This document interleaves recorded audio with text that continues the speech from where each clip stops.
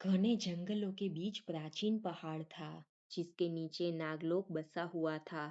उसी नागलोक में रहते थे नागराज काल भैरव और उनकी पत्नी नागिन पद्मा। दोनों एक दूसरे से बहुत प्रेम करते थे और उनके पास थी एक अद्भुत शक्ति, नागमणि। यह नागमणि साधारण रत्न नहीं था। कहा जाता था कि उसमें अपार शक्ति थी। वह अंधेरे में उजाला कर सकती थी, बीमार को स्वस्थ कर सकती थी और सच्चे मन से मांगी गई इच्छा पूरी कर सकती थी।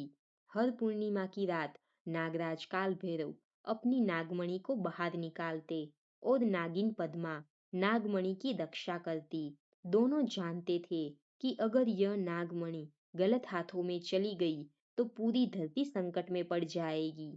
इसी लालच में एक दिन जंगल में आया एक क्रूर तांत्रिक। उसने नागमणि की शक्ति के बारे में सुना था।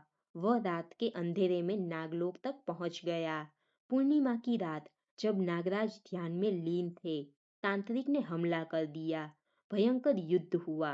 नागराज ने तांत्रिक को रोकने की पूरी कोशिश की, लेकिन तांत्रिक की काली विद्या बहुत शक्तिशाली थी। नागराज घायल हो गए। यह देखकर नागिन पद्मा ने अपना जीवन दांव पर लगा दिया। उसने नागमणि को अपने फन पर रखा और भगवान शिव का स्मरण करते हुए तांत्रिक के साथ युद्ध किया।